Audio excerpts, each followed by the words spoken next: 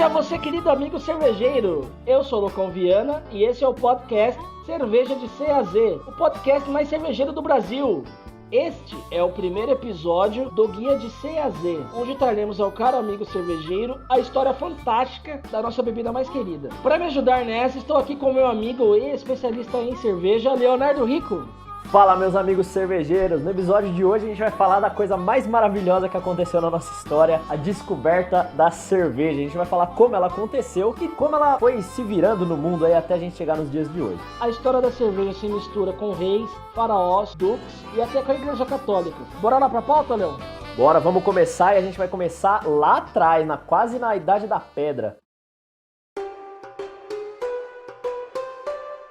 Eu tava assistindo um documentário desses do Discovery e lá falava que a sedentarização do homem está diretamente ligada à produção de cerveja. O homem lá da Idade da Pedra jogava os restos de alimento ali do lado do acampamento. E depois de um tempo ele percebeu que aquilo misturado com a água da chuva dava uma bebida muito gostosa. E por conta disso, o homem resolveu deixar devagar por aí e ficar parado no mesmo lugar, para continuar bebendo daquela bebida fantástica. Então, na verdade, a gente inverte um pouquinho os fatos. O homem cede ao sedentarismo quando ele percebe principalmente que ele domina o cultivo de grãos, de vegetais, de frutas. E onde foi a primeira região que o homem vê que nasce fácil o que ele planta? A região fértil da Mesopotâmia. No Japão se produzia algo parecido com cerveja, com arroz. Na América do Sul já se produzia isso. Na Bolívia a tal da xixa, que é produzida até hoje. No Brasil já se produzia cauim, que era com mandioca. Mas na Mesopotâmia são os primeiros relatos, né? Nesse momento também surge a divisão de trabalho por gênero. Os homens viram caçadores e as mulheres passam a cultivar os grãos, as frutas, os vegetais em geral. Quando a colheita é muito grande, eles fazem valas em volta das casas para deixar esse excesso de grãos. Imagina você aí no seu quintal fazer um buraco para deixar toda a comida ali, ainda você não tem nenhuma noção de refrigeração. Só que isso estava em contato com a chuva, em contato com o sol, vira uma sopa, uma pasta. Só que na época, né, milhares de anos atrás, não podia desperdiçar alimento. Quando os homens chegavam fracassados de sua caçada, não traziam nenhum mamute, nenhum porco selvagem, eles tinham que comer aquela pasta parecido com cerveja, né? Na verdade, como aquilo ficou alagado, faziam uma espécie de sopa, talvez com excesso, né? Se você comesse muito daquilo, você tinha uma sensação de relaxamento, de alegria, mas longe de ser a bebida de entretenimento que a gente tem hoje. Ainda era muito mais uma fonte de alimento, mas o processo de fabricação era praticamente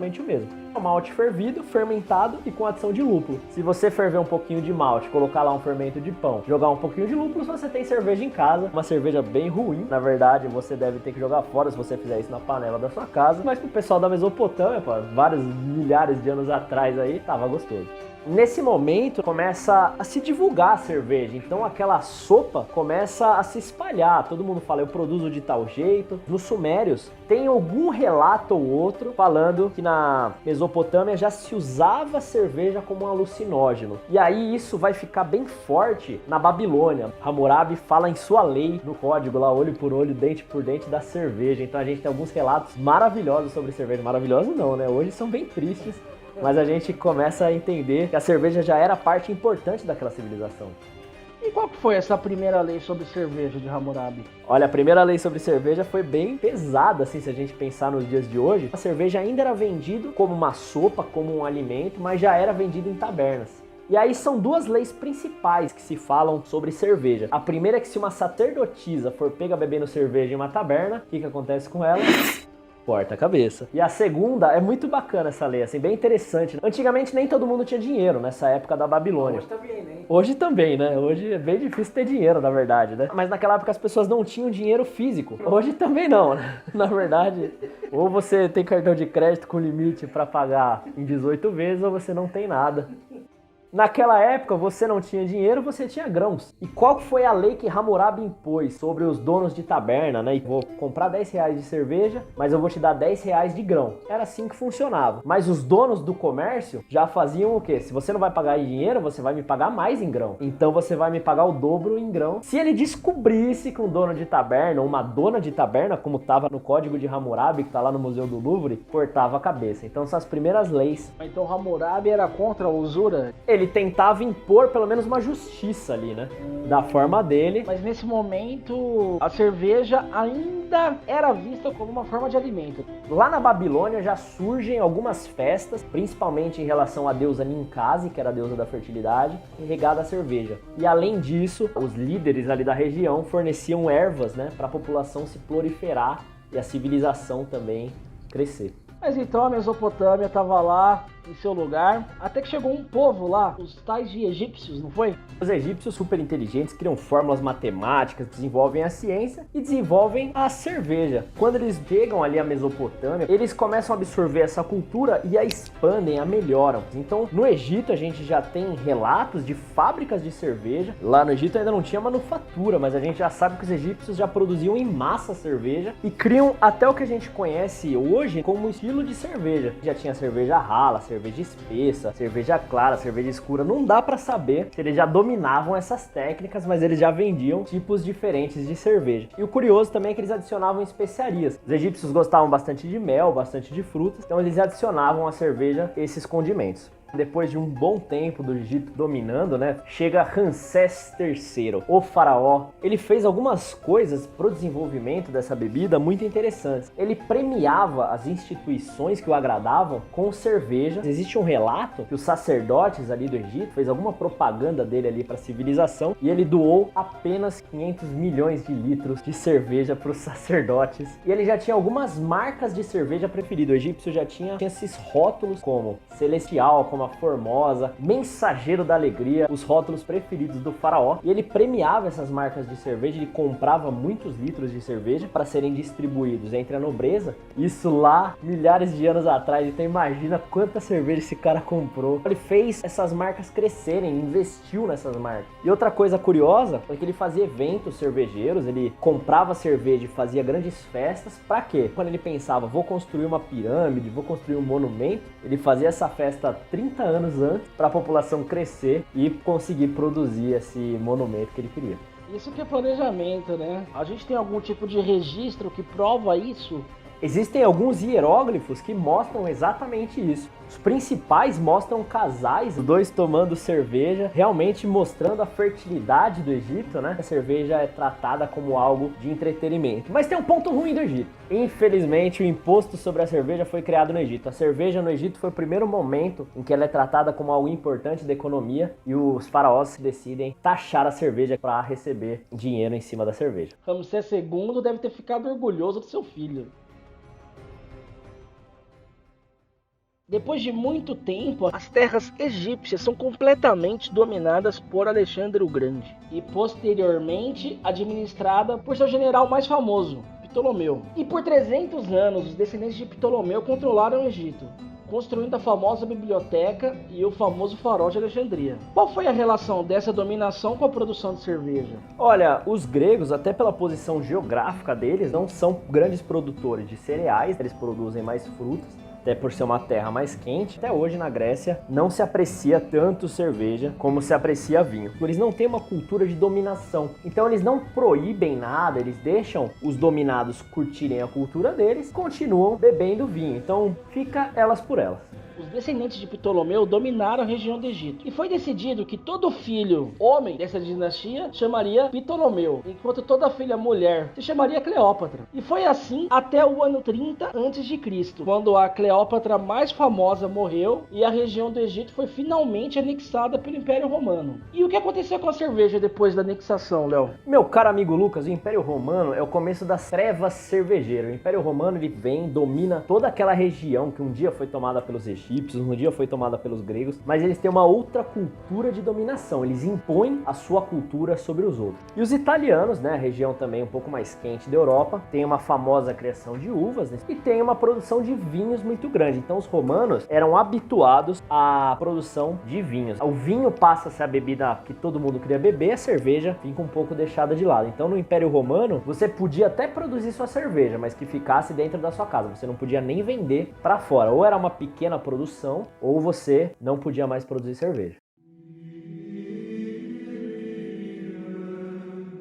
Com a queda do Império Romano, a cerveja deixou de ser perseguida e voltou a ter o seu papel de alimento para a população em geral. E no período medieval, uma instituição conseguiu se sobressair sobre todas as outras, a Igreja Católica. E era dentro dela que se produziam as melhores cervejas da época. Parece meio estranho, né? Como que é essa situação da igreja produzindo cerveja, Léo? Os únicos que eram autorizados a produzir em larga escala a cerveja eram os mosteiros, era a Igreja Católica. Por quê? Eles tinham uma justificativa que determinados monges não podiam consumir em certas épocas do ano uma comida sólida, então eles tinham que produzir um alimento líquido. E aí, remetendo lá à época da Mesopotâmia, o tal do pão líquido, eles produziam uma bebida bem maltada, né? Uma cerveja com muito carboidrato, que era bem próxima já da cerveja que a gente consome hoje. Claro que era dentro de uma igreja católica, era dentro de um mosteiro, eles não podiam se exceder. Existem relatos de monges que se aproveitaram demais dessa bebida e acabaram sendo expulsos da igreja católica. A gente, quando hoje fala de uma cerveja trapista, quando a gente fala da Chimay, por exemplo, uma cerveja produzida por monges, eles têm mais de 2000 anos de experiência, então eles são maravilhosos nessa produção. A gente tem as regiões como Roma e Grécia, grandes produtoras de uvas e de frutas, focando mais a sua produção para o vinho, enquanto as regiões mais frias, como a Alemanha, tinham uma grande produção de grãos, como o trigo e a cevada, o que favorece a produção da cerveja. Se você for ver, as escolas europeias mais famosas de cerveja estão situadas ao norte, Bélgica, Inglaterra e a própria Alemanha. A retomada da cerveja deve ter vindo justamente dessas regiões mais frias. Na Idade Média, ou a cerveja era produzida em mosteiro, ou era produzida dentro de casa. Normalmente, de novo, por mulheres, as mulheres eram as produtoras. Lá em 1300, 1400, começa a surgir, se expandir de novo uma produção cervejeira. Então a gente já tá falando aí das pequenas cidadelas, das aldeias, uma vila vendendo para outra. Então a cerveja começa a ter uma produção um pouquinho maior. E a cerveja também renasce, né? Em 1500 a gente começa a ter um desenvolvimento já bem próspero da cerveja. A cerveja então vinha sendo produzida já em uma certa escala maior, só que era produzida de qualquer jeito. Na Alemanha inteira, a gente tem relatos, por exemplo, para deixar a cerveja com gosto defumado se utilizava fuligem, para deixar a cerveja mais espessa se utilizava cal. E aí vem o Duque Guilherme IV em 1516 que fala: não, a cerveja não vai mais ser produzida com qualquer coisa, vai ser produzida com cevada, lúpulo e água. Ele promulgou essa lei que é até hoje a lei mais famosa sobre cerveja. Foi a primeira lei sanitária da história do mundo. Não existe nenhuma lei que informe sobre um alimento antes dessa lei. E depois do Guilherme IV, houve outro duque, não foi, Léo? Em 1553, quase 40 anos depois, o Duque Albrecht V percebe o quê? Que as cervejas que foram produzidas no verão têm um gosto pior do que as cervejas produzidas no inverno. Os insetos, micro-organismos preferem um tempo mais quente. Na Alemanha, ali nos anos 1500, não eram diferentes. A cerveja produzida no verão, então imagina aqueles tanques todos abertos, recebiam micro-organismos de toda a atmosfera, ali, de todo o ambiente. Então a cerveja que era produzida no verão tinha grande contaminação, principalmente de ácido acético, fazia ela ter um gosto de vinagre, e produção de ácido lático, fazia ela ter um gosto de leite azedo. Então o Duque Albrecht V faz o seguinte: a cerveja vai ser produzida do começo do outono ao fim do inverno, ou seja, do dia 23 de setembro ao dia 29 de abril. Se a sua cerveja passar esse tempo de produção, você tem que levar ela para os lugares frios e terminar de produzir ela lá. Desde o começo do mundo até 1553, todas as cervejas tinham um tipo só de fermentação, uma fermentação mais quente. Duque Albrecht não tinha nenhum tipo de conhecimento sobre microbiologia, sobre micro-organismo. Isso veio acontecer com Pasteur quase 200, 300 anos depois, mas ele fez ali uma seleção natural de micro-organismos. Ele levou a cerveja a ser produzida numa temperatura mais fria, e essas cervejas produzidas e maturadas, ou seja, que descansam numa temperatura mais fria, a gente conhece como Lager. Pilsen, Helles, Schwarzbier, quando ele leva para as montanhas, para o frio, ele seleciona sem querer o fermento do tipo Lager.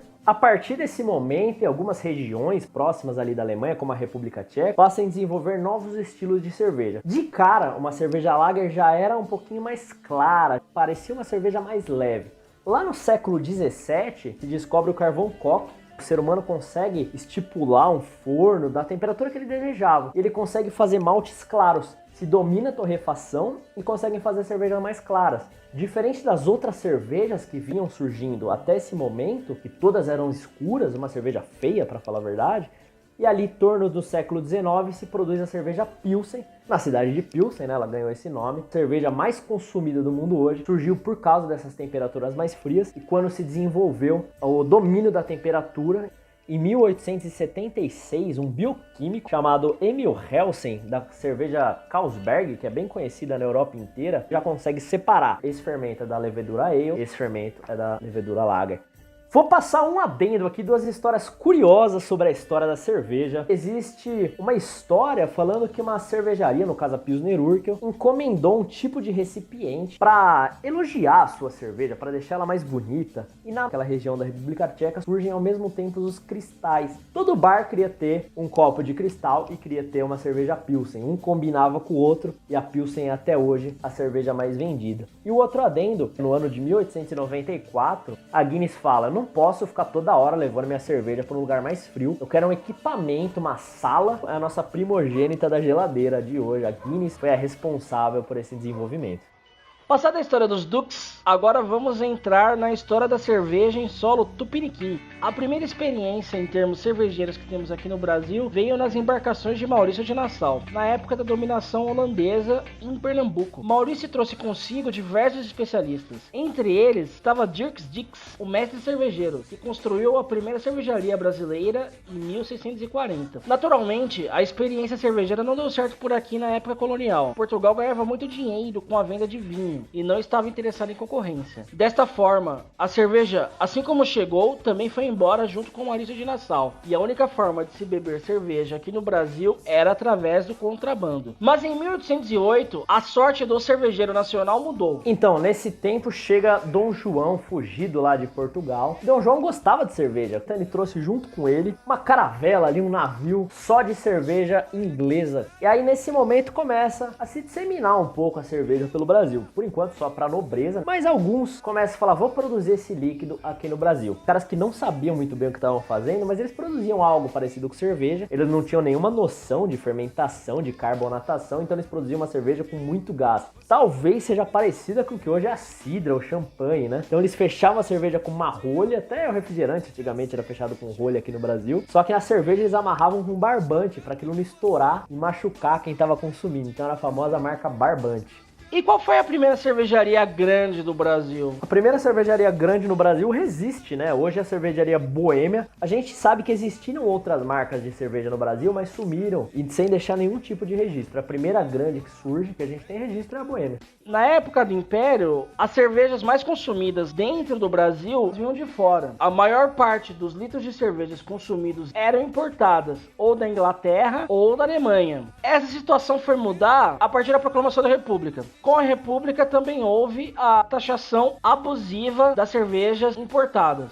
Para vocês terem uma noção, uma cerveja inglesa que era vendida aqui no Brasil na época do Império custava 4 vezes menos do que a mesma cerveja vendida aqui no Brasil na época da República, ali no final dos anos 1800. E isso foi uma mão na roda para o crescimento das cervejarias nacionais, daquelas que a gente vê até hoje no mercado. O Léo vai falar um pouco mais pra gente sobre essas cervejas que surgiram no final do século XIX.